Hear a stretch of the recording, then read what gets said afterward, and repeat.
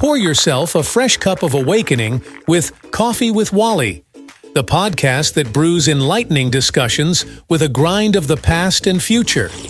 Join host and seasoned broadcast journalist Wally Wood of the Wood News Group and co-host Andy Valudes, the marine marketer and master strategist from Marketing Dynamics, as they explore the past, present, and future. Dive into a world where technology and globalization intersect with prophecy. Each week, Coffee with Wally links ancient and recent history to tomorrow, making sense of today's rapid changes through the lens of Revelation 13. Don't miss any episode. Visit coffeewithwally.com and subscribe for your weekly espresso of insight. Coffee with Wally, a fresh cup of awakening, awaits you. Coffee with Wally, where understanding our times becomes clear over caffeine. Recording in progress. We're back. My name is Andy Valdez. I'm your co-host for Coffee with Wally. You're watching Coffee with Wally Web Extra here with your host, Wally Wood. Hey, Wally, how you doing today? Good morning, Andy. I'm doing well, and we're looking forward to this very special interview today. Awesome. Yes, we've been looking forward to interviewing our special guest. Our special guest. We're not going to name him yet because we want to keep that a surprise. But Wally, go ahead and kick it off. Yeah. Today's guest is another one of our Wikipedia giants, and we're starting to rake them in here now with being on Wikipedia. But today's guest has made, he's very well known in Nashville. He's a Nashville singer and song producer, writer. He's written numerous songs for a number of different artists. He's made appearances with or performances with Roy Acuff, Minnie Pearl, Jimmy Dean, Johnny Cash, Marty Robbins, Chris Christopherson, Reba McEntire, Dolly Parton, Wayne Newton, Larry Gatlin, Mickey Gilley. He and his wife, Kim, have been on the Mike Huckabee Show. They've been on Daystar Network and Trinity Network. On the Eddie Arnold Show, he appeared with Chris Christopherson as well.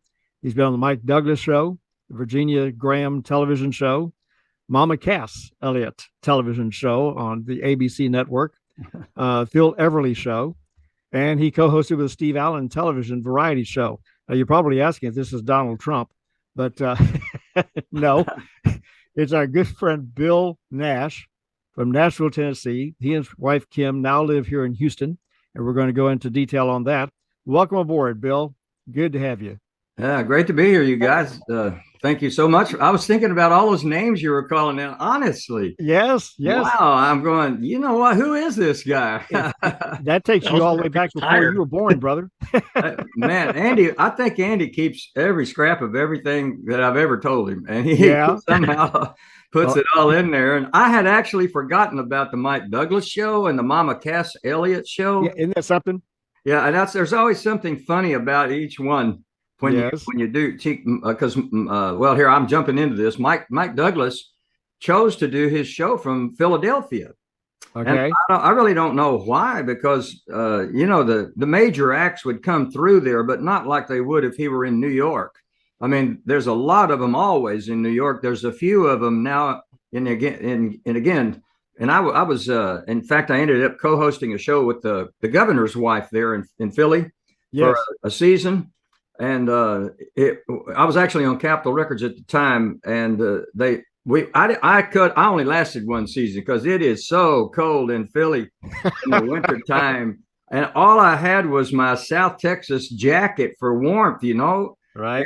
I had no gloves, and it was like, come on! That producer of the show became a great friend of mine, Stuart Crown, and he said, "Man, Bill, you are crazy. You go get you some gloves and this and that." And the snow was piled up beside my car. I'd never dealt with any of that. Wow. So I'd be late to work on snow days.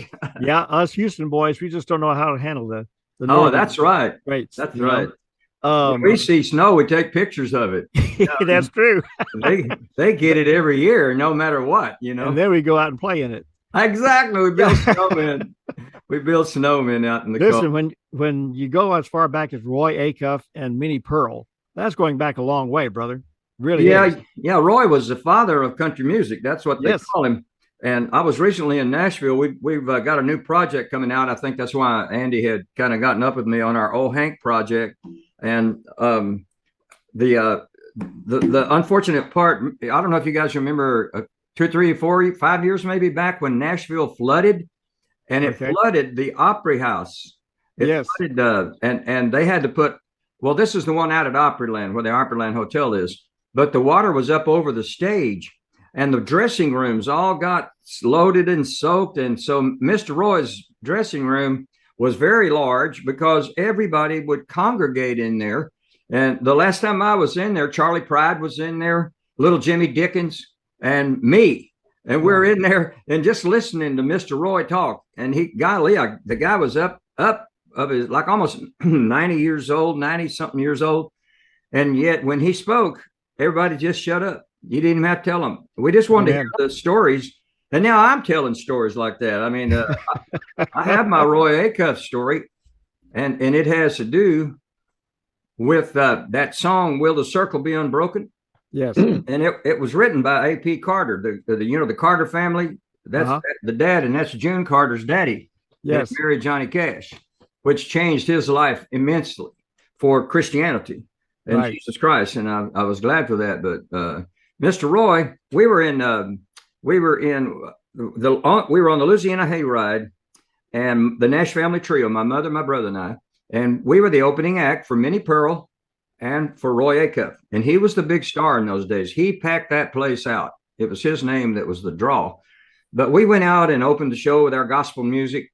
And when I was, before my voice changed, I had just one of those big little boy voices, but man, looking for a city. It was kind of like that. The crowd it was my gift from God. And it was to also spread the gospel. We were gospel singers.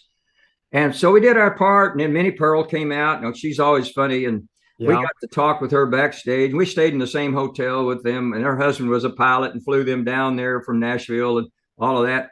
And so at the end of the show, Mr. Acuff was going to end it. And then he says, and I'll never forget this because I'm standing in the wings on one side of the theater and my brother Dave standing on the other side.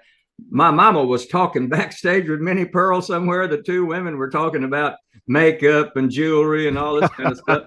And Mr. Roy says, "Where's that Nash family? We get them, Minnie, get out here, Minnie, come on." And so we all run to the stage, and he says to the band, "Let's do a Circle Be Unbroken." And that's where that started, where people would finish the whole show and then come out and do a finale with everybody doing Will the Circle Be Unbroken. And then it got recorded by the Traveling Wilburys. Do y'all remember those guys? No, I don't. Man, it was Roy Orbison. It was the Beatles. I can't think of all the Beatles names now, but because I think it was just Paul McCartney, but he represented them. Maybe John Lennon was there with them too, but some other big rock stars, and they sang that very song, Will the Circle Be Unbroken? And they were standing in a circle, and they each one picked a solo. You can still get it on YouTube. You can still see that. Really? But Roy Acuff is the one that started it, and we were part of that start. I mean, I don't know if it means anything to anybody else, but it's history.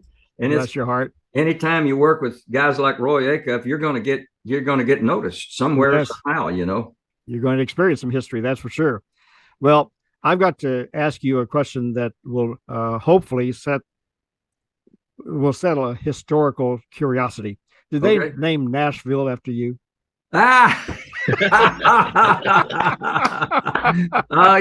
You've been waiting to throw that out there. Yes, I have. Yeah. You know what's funny is first time I heard that, we were living in Nashville at the time, and we met Johnny Cash's sister, Joanne.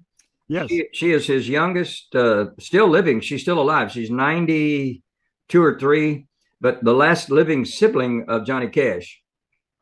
But she and her husband had a ministry to the tourists, and they did it in the Ernest Tubb Theater right in that complex, the Opryland complex. And so, man, we struck up such a great friendship, and we sang for them many, many times, and even wrote their theme song about Cowboy Church. They're the ones that I remember as starting the Cowboy Church movement across the whole nation. Yes. And everybody's welcome here at Cowboy Church, and they won't meet a stranger here at Cowboy Church. And they still use it. Of course, they haven't paid me any royalties yet because it's all in the ministry. But, it just kind of came to me. And I'm looking on my wall over here. I got my wall of shame in my office. And we put up Joanne Cash Yates was her name. Her husband's name was Harry Yates, a great minister. And the guy was Dr. Harry Yates. He was a doctor of what do you call it when you're in the ministry and you have a ministerial background degree? A reverend or a doctor, yeah. Yeah. But he was such an incredible minister. And we traveled with him some, and it was a wonderful thing. And when Johnny would come to church there in Nashville at that Opryland complex, they would put me at his table. This place they had a table up front for the visiting singers, musicians, and this and that. Right. Because I had opened for Johnny, my wife and I, not my wife and I, this is my mother and my brother and I, opened 2 years in a row for the Grand Ole Opry, Columbia Records Parade of Stars Grand Ole Opry. And I got to stand there with Johnny and June and in the wings while all the other Marty Robbins, all those names you mentioned, they came out after the Nash family. We opened, and here they all came down the line.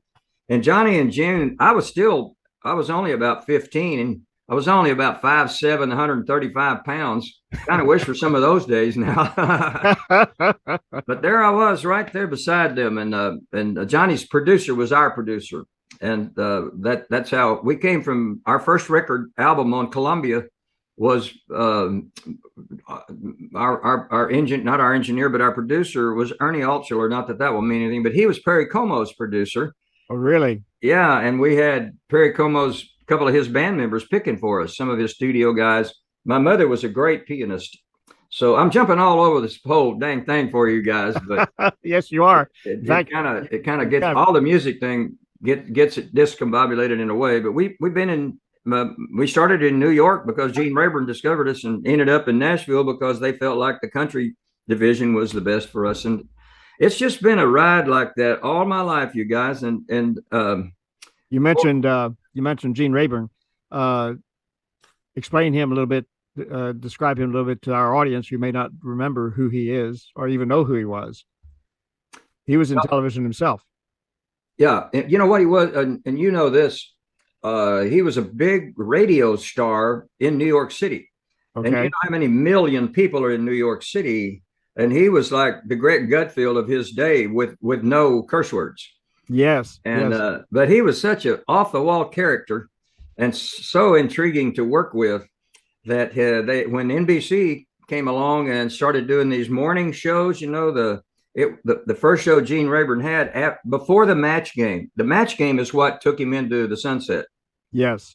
And it is still played now in reruns. Yes. So Gene is still alive, but we went to that show because we were in New York to sing for the Grandmothers Convention. We got tickets to these shows, Merv Griffin show, and then on down the line. That's when the guy that invented the wheel, Merv Griffin, he had his show, and it was just down from those guys. And Wheel of Fortune. Yeah. All these studios where you see Saturday Night Live being filmed right now, that's the same studios that we were in when I was just about 13, 14 years old. Wow. And they had all that equipment on wheels. And they had these huge doors between the studio. They just opened those up.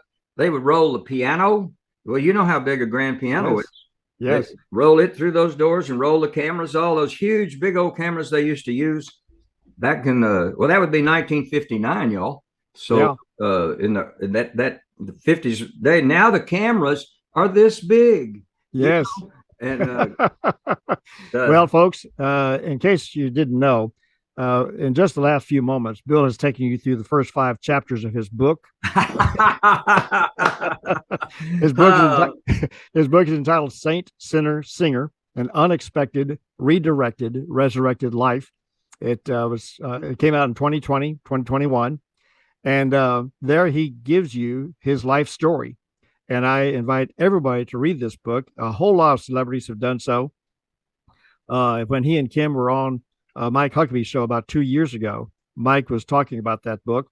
And I think that the highlight of the book is what everybody focuses in on, the day that you discovered a particular janitor who was called into your office, called into the producer's office, as I recall. And you're sitting there wondering, why in the world is the producer calling the janitor in with a guitar? Now, I want you to tell the story and save the punchline, the name at the very end. But tell us the story of how that happened real quick. Okay, so I get to Nashville. We have a production meeting. Anytime you're going to make a record, you're going to meet with your producer and you're going to pick songs.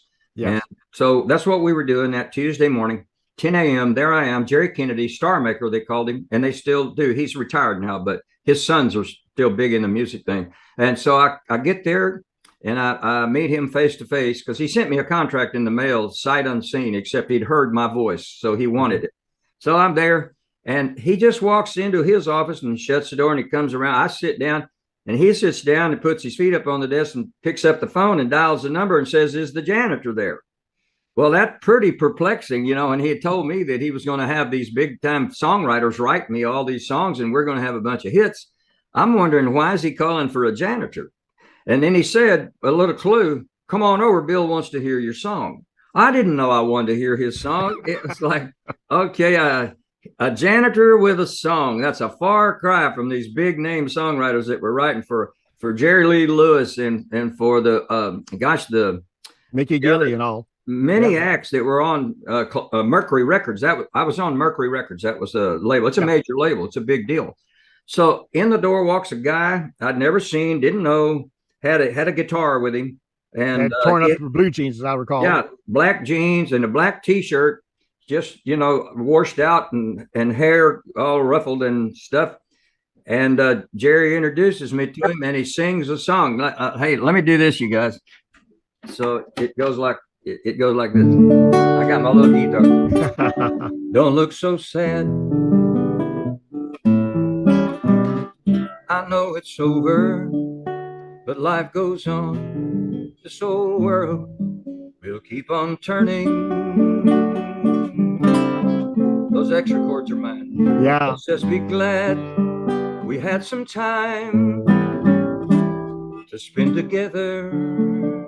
There's no need to watch the bridges that we're burning. And that's the line that got me. What a positive statement to make about such a negative thing in your life. A divorce, so negative. Lay your head upon my pillow. Hold your warm and tender body close to mine.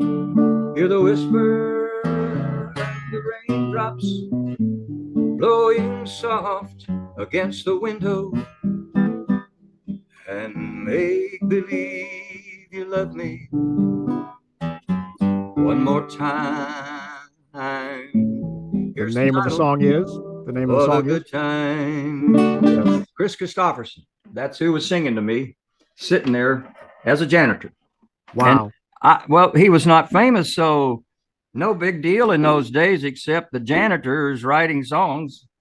And okay, what I didn't know, I hadn't lived in Nashville, and that was my first trip. We recorded in Nashville. The Nash family did, so it was my first time as a solo artist to be in Nashville, and I didn't know that every waiter in every cafe has a song. They're all songwriters, and it's a big hit. And if they could just get it heard, it would be huge, and they would be rich.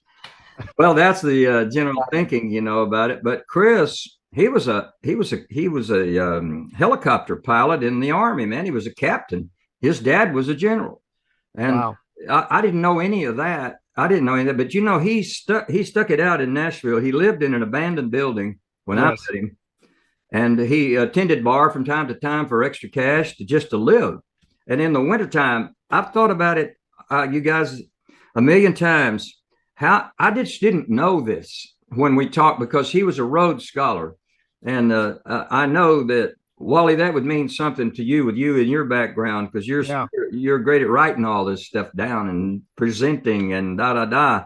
And man, this guy, when you talk to him, I actually just love the guy, because you could have a great conversation with him with having nothing in common with him except writer, being a music guy. And we just talked, and we'd go to lunch. Of course, I had to buy because he was broke. Well, of course, if anybody wishes to do this, you can find Bill and Chris doing that song on YouTube. Y'all were on the Everly Brothers show together, weren't you? Yeah. Yeah. You know what? How that happened was I was back in Houston, because I'm from far Texas. I'm from down in the right 7 miles from the Rio Grande River. That's where I was raised. And my little town of Far, I still love all those people. They're still great. A lot of them are passed on now. Sure. But boy, now I've kind of got. I started thinking about home when we did that. What was your question to me, Wally? Well, first of all, Far is appropriately named for being far in Texas. But I wanted to move on beyond this because we're just about to run out of time. All right, let's do it. You have Reba McEntire on the wall behind you. Yeah, she's way up there in the left-hand corner. Yeah. And you all have done a project together, and you said that there's an album that's being released soon that you've also we're doing here of late. Yeah. Oh, the Reba Mac thing, I got to tell you this. We wrote a song called They Asked About You and presented it along with that with 5,000 other songs. She picked ours as only one of two. The other one was Does He Love You? She won a Grammy for it. She did a video with it and then apologized to us for not doing a video on our song. But she used all of her budget up on that. But that thing on my wall represents 3 million in sales at that time. And that was 1994. Now it has exceeded 11.5 million in sales, her highest selling album. God put us right on her biggest album of her career. And that song of ours was number 5 as a single on the Billboard survey. And it's been played 1,019,585 times as of now. Wow. Bless your heart. Unbelievable. In your book, you also tell us how you came to Christ and how he became the center of your life. And again, we don't have any time to go into it, but I do invite people to listen to your videos, read the book. You and Kim have started Champions Kids Camp here in Houston. We have very little time left, but if you can give us a brief thumbnail on what this camp is about. Okay, we started it because my oldest son was diagnosed with leukemia at Texas Children's, and they told us he had a 50-50 chance to live. It sent me into trauma, deep despair for 10 days till we could come back and start the protocol. But when they redid the blood work, they said his blood has gone normal. We don't know what happened. Well, that's because we held hands and prayed and asked Jesus Christ to heal his body. And I tell it just like that, because that's the only thing that happened between us leaving and going home and coming back to Texas Children's. And that's the finest hospital in the world for children. And I just appreciate all those people so very much. But we stayed in their program 3 years, and then we moved to Nashville. Nothing ever came back. Even when he was on, they made us do the whole treatment because they said those things that leukemia will hide in his spinal column, and it'll come out with revenge. The things that are in the leukemia deal. So we did their program, and when we finished, we moved to Nashville. That's what happened But that gave us the idea. We saw so many children that were on infusion day at Texas Children's, and you could just see the darkness in the parents' eyes. The child it's trauma. Man, you guys have been touched by trauma in your lives. I know you have, because anybody in any age nowadays, trauma comes. Well, what happened was we came home to start this camp. It was a calling. That's why it was in our hearts to do so. And after we'd had the deal with Reba and this and that and all those things that the music business brings you, it's like, what am I doing? What am I doing for God, for people? And I told people about the healing to give them hope, because if your audience that we're talking to right now is praying for something to happen, don't give up praying. Keep on praying, because keep on having hope, because that's what our main mission is. And so Kids Camp started 25. This year is our 25th silver anniversary of Champions Kids Camp, helping kids get past what they'll never get over. That's our motto.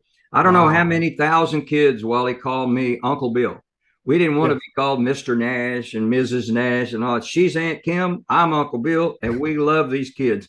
And this year, I appreciate y'all having me on, because this is a perfect time. Our camp this year is July 13th through the 18th at Carolina Creek Christian Camp, which costs a lot of money to rent, but we're going to have over 200 and some odd volunteers, children volunteers, people that have been through all kind of trauma. We're going to have a little girl there that came to us shortly after they called it in the El Paso massacre. I don't know if you ever remember that, when that all of a sudden there at that El Paso store, gunfire started up, and it was a gang from Mexico. And the grandpa was with this gal named Caitlin, little old girl. and he immediately covered her and put her on the ground and covered her, and he was killed. Wow. So all the noise going on and the screaming and the gunfire and all that, she's only 6 or 7 or 8 years old at this time.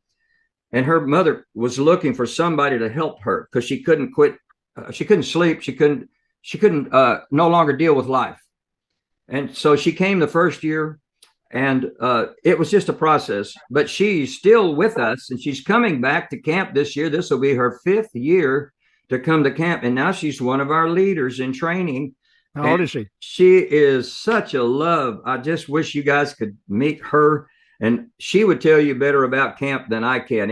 That camp is just a God thing. And these children come with us. We've had 3 meals, breakfast, lunch, and dinner. We have, after every meal, we have a rally, and we have music, and we have games, and we have somebody speaking about some kind of trauma they were through and how they made it. And yes, you can make it. These kids are in the depths of it. Some of them have been abused so badly. Oh, I can't even say it on here. Some of the little girls, 8 and 9, can you believe that anybody would violate a child like that? Oh, my God. I just know God has a special place in hell for somebody that would violate these kids. So how do people reach you, and how do they connect with the camp? The website is, and I always say the www, and I know you don't have to, but it's champions with an S, kids with an S, camp, championskidscamp.org. That's the website. And you can go there and click on, you can pull down an application for a camper. If your child is between 8 and 12 years old, that's our age range. And then there's testimonials, videos, and all kind of stuff to show you what we've been doing. But that's where to sponsor a kid if you want. It's $500 to sponsor a child. That's how much the rent costs at that Carolina Creek Christian camp. Okay. But all the big churches go there. I'm not sure why we bit that off, but it's a load. But God has never let me down. And we're having a function on June the 1st. It's called Texas Best Music Fest. And it's actually at a nightclub, Mo's Place in Katy, but he's a Christian nightclub owner. And we have my great spiritual mom, Dodie Osteen, Joel's mama. The last 5 or 6 years, she's been there to say the opening prayer over it right there in the club. And if y'all read my book, you'll know how come my feet are, one of them's in the nightclubs and one of them's in the church, because that's how God positioned me. And I've spoken to more people in the clubs about Jesus than I have in the church, because they hear me sing the gospel music and they know I love Jesus Christ and appreciate what he's done for us and how he paid our way to heaven by dying on the cross. Amen. So there's my testimony, you guys. And everybody check out Texas Best Music Fest, Champions Kids Camp. And thank you all for having me on your program, Andy, you and Wally. Well, Bill, we appreciate you and thank you. And Lord willing, we'll do this again sometime in the near future. Andy, take it. All right. So you've been watching Coffee with Wally Web Extra, where understanding our times becomes clear over caffeine and apparently a song.